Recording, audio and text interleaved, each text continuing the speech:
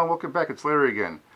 I recently did a video about the pros of a jockey box and talked about my little jockey box here a little bit in detail, and I mentioned I was going to upgrade to a bigger, badder, bigger jockey box in the future, but I need to salvage parts out of this thing in order to do that. But before I did that, I thought I'd do a short video for posterity's sake showing you some of the cons of this jockey box as it's currently designed. It's not only is it lacking multiple tappers, but it's also got problems with the copper coiling in there being too small of a diameter and too short of a length. So right now I have a 1/4 inch OD copper tubing and about 20-foot length all coiled up in here, and that adds a pretty good chilling effect of, I think, about 30-something degrees. But what if your keg was not chilled or refrigerated ahead of time, and you plugged in an 85-degree keg into this thing? It would drop it down to 50-55 degrees, and that wasn't the 38-degree turbine temperature that I'd like. So in order for this thing to work really well, I'd have to have the beer already chilled to start with. And also, there's another problem. If you had watched my draft system balancing video, I talked about calculating the optimal beer line length for your keg, and there were some variables in there, and because the coil in here is 20 feet long and my normal draft kegerator line is only about 10 feet long, I have to crank up the pressure in the keg from about 12 psi to about 27, 28, 30 psi in order to push this beer through the line. And that would cause a tendency for the keg to overcarbonate over a period of time, hours, let's say, and that's not good either. So those are some of the cons. I'm going to definitely upgrade this thing, but before I do, I thought I'd do an experiment before I got this thing for spare parts and show you what I mean.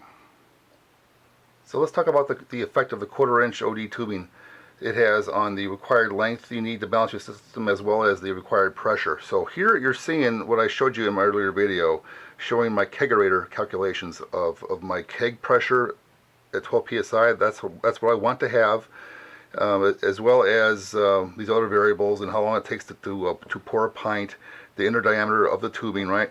Now, I calculated a 10-foot length, which is what I have in my kegerator, and it works fine. Now, here's what happens when you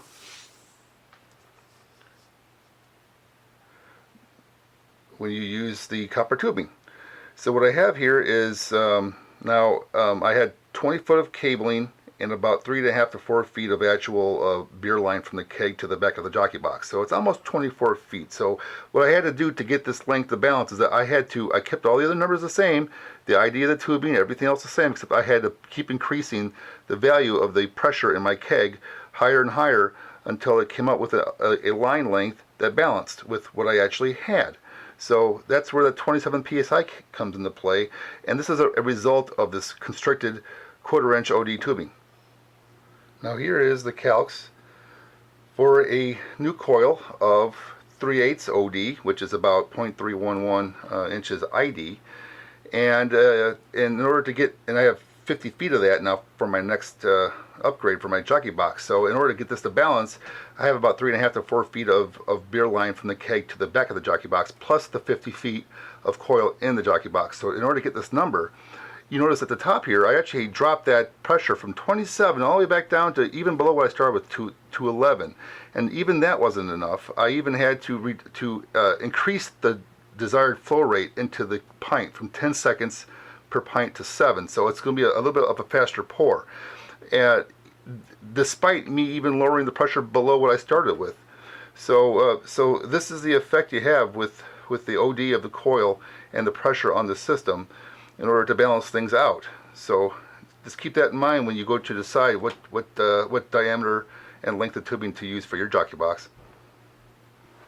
Okay, everyone, I filled up my jockey box with ice water, and I have room temperature 75-degree water in the keg, all pressurized at 27 psi, as my charts indicate, as well as my beer line going in the back. So I'm ready to pull a draft here and take a measurement after several minutes of waiting for the coils to chill.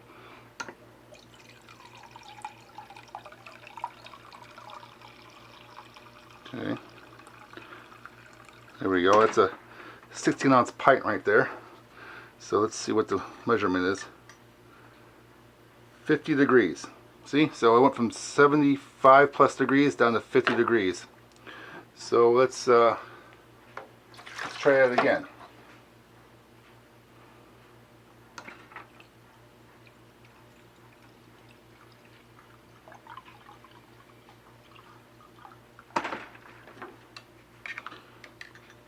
Oop.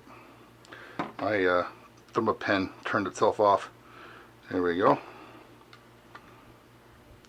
57 degrees, 56 degrees. See, so 2 consecutive pours even can cause it a problem because the coil hasn't had enough time to chill the beer inside the coils.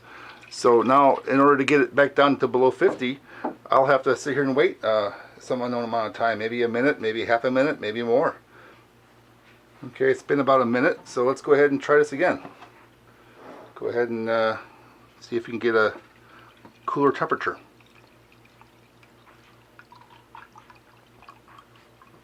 So that there is another pint. Let's measure that. 54 degrees. So yeah, so this box is a little undersized for a large party, for example, if it's room temperature.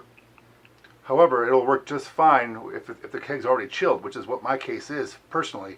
I usually have my kegs in my kegerator ready to go and chilled, and I bring them outside to my garage or my patio and set it up the cooler. So this 25 to 30 degree drop is suitable for my purposes, but it may not always be suitable. So now you can see the effect of choosing the proper diameter and length of copper tubing for your chiller. You know, it depends on your situation. For me, this little thing served me for years just fine. You know, like I said, I had my kegs already cold when I tapped them, and they kept them cold longer for a period of several hours before the beer ran out or the beer got warm or the party was over. Your situation may be different, so keep that in mind. If you are like me and serve cold beer out right out of the tap and right through the Jockey box, go right ahead and build something this small. It'll save you a lot of money over the larger boxes. If your objectives are like mine going forward, where you want the ability to chill room temperature beer for long periods of time, well, keep watching and make sure you subscribe, because I will be making a Jockey box that meets those specs later on. Thanks for watching. Be sure to check out other videos on my YouTube channel, and don't forget to subscribe.